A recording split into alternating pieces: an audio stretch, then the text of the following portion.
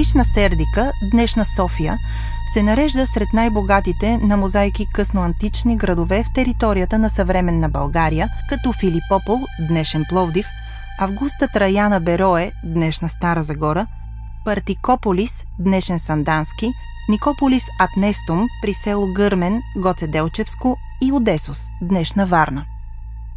До сега на територията на София са проучени 22 архитектурни паметника с мозайки. Повечето от тях се намират в сгради, построени през периода на късната античност. Сред тях са 7 раннохристиянски базилики, 3 императорски резиденции и 3 аристократични градски дома.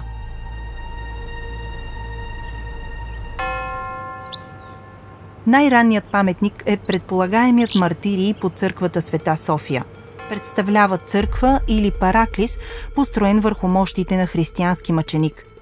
Най-късни са незапазените в цялост стенни мозайки от Юстиниановата Света София. Освен тях, до момента са известни 2 извънградски вили и уникален за територията на България цистов гроб с подова мозайка от източния некропол на Сердика. Античните мозайки са изграждани в различни техники, в зависимост от това кога са изработени, с какви материали са разполагали майсторите и какви са били финансовите възможности на собственика на сградата. В сердикийските мозайки са използвани 5 основни мозаични техники. Опус Signinum, срещана през 4 век, е най-евтината и бърза техника. Отличителна за нея е червеникаво-розовата повърхност на мозайката, резултат от добавените в хоросана парченца пясък от стрити, тухли и керамика. Най-разпространената техника в Сердика и Средиземноморието към началото на II век е Опус Тесалатум. При нея предварително се подготвят няколко последователни подложки от по-груб хоросан, положени върху най-долния слой от едро натрошени камъни. В най-горния, фин слой, се набождат предварително издяланите тесери, мозаични купчета с размери на страните над 2 см, направени от естествени камъни, стъкло, теракота и керамика. В отделни участъци на мозайките с фигурални и флорални изображения се прибягва също така към най-фината техника – Опус Вермикулатум, широко разпространена в периода между 3 век преди новата ера и 1 век от новата ера. Размерите на тесерите тук са изключително малки, понякога дължината на страните не надвишава 2-3 мм, а централното изображение или тъй наречената емблема се сглобява в ателието, след което се инсталира в предварително оставено свободно място в панела на мозайката. Ефектната и скъпа мозаична техника, Опус Сектиле, използва не тесери, а плочки от мрамор и други скъпи материали с различна големина и форма. Мозайките в тази техника комбинират естествените цветове и рисунък на плочките с определена геометрична форма, за да създадат пишни пана с геометрични и флорални мотиви.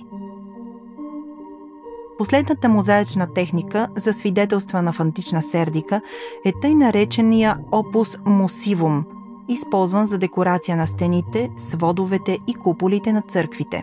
За съжаление, стенни мозайки от Сердикийската базилика не са съхранени, тъй като нейните оригинални стени и сводове са били разрушени от честите земетресения, нападения и пожари и многократно достроявани през вековете.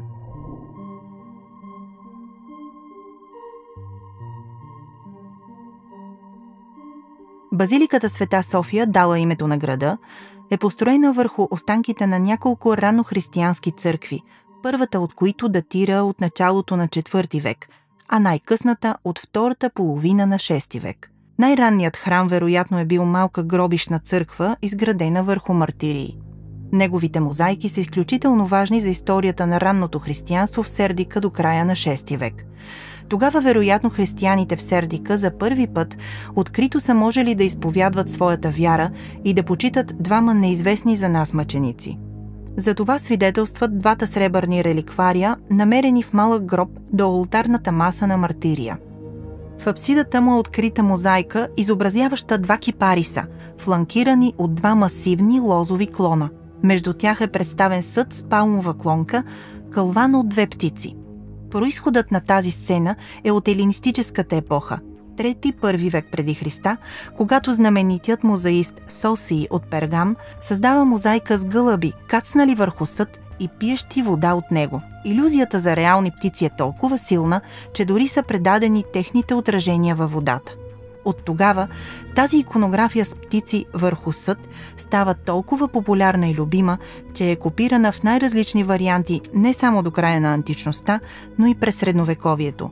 Впоследствие мартирият е преустроен в гробищна църква, украсена и с мозайки в опус Тесалатум. Те свидетелстват как църквата в Сердика постепенно укрепва благодарение на имперската политика за ежегодни държавни субсидии и за частните дарения в полза на църквата. Базиликата била декорирана с 3 мозаични композиции в различен стил. Те са орнаментално-геометрични, с флорални елементи, палмови клонки и в редица случаи с изображения на кантаруси и птички. Третата поред на поставяне мозайка се състои от отделни пана с основните раннохристиянски символи. Кантарусът с вино представя жертвата на Христос и паунът – вечния живот на праведниците в рая. Най-важното правоъгълно пано в началото съдържа изображението на 2 агнета, вероятно с изобразен кръст между тях, който обаче не е запазен. Последната мозайка се състои от 5 пана. Централното е правоъгълно, с вписани последователно в центъра квадрат и кръг, а последното изобразява символичната сцена с вода на извора на живота или кантарус с виното за причастие. Ъглите между квадрата и кръга са запълнени с 4 кантаруса, от които излизат лозови клонки. Мозайки от тъй наречения дом на Феликс. Домът е разположен близо до антична базилика, която се намира под днешния булевард Мария Луиза и се състои от няколко помещения. Подът на едното от тях е изцяло покрит с мозайка, състояща се от 5 правоъгълни пана около изобразената в центъра императорска диадема. Тя представлява широка златна лента, имитираща растителен венец с повтарящ се елемент от 3 листа. Венецът обгражда кръгло поле с многоцветни спирални ивици. В долния участък на спиралата с жълт цвят е изписана латинската дума Феликс – щастлив, което в конкретния случай не означава име, а израз пожелание за щастие и благоденствие на дома. Днес повърхността на мозайката от дома на Феликс е нагъната в резултат на силно земетресение. Още мозайки са намерени при проучването на голям комплекс южно от тъй нареченото Ларго в центъра на София, което съвпада и с центъра на антична Сердика. Разкритите сгради и мозайките в тях са датирани между 4 и 6 век. В запазения фрагмент от мозайка върху правоъгълно поле е изобразен съд Кантарус, като е възможно да е свързан с функцията на помещението като баня. Северно от Ларгото и точно през сградата на Министерския съвет е намерен друг многоцветен фрагмент от втората половина на 4-5 век, състоящ се от 2 плетеници. Тази мозайка продължава и под Министерския съвет, затова не е проучена изцяло. Също така, в днешния софийски квартал Филиповци е открита една от големите римски извънградски вили в района на столицата. Освен стопански постройки и баня, тя включва луксозна жилищна част и забележителна полукръгла колонада, ограждаща вътрешен двор с ширина 40 метра. Подът на колонадата е бил покрит с разноцветни мозайки. Фрагменти от тях могат да бъдат видени в регионалния исторически музей в София. Те са част от орнаментално-геометрични композиции с богата палитра от цветове и майсторска изработка. Датират от 3-та четвърт на 4 век. Както видяхме, късната античност е изключително плодотворен период в развитието на мозаичното изкуство на Сердика.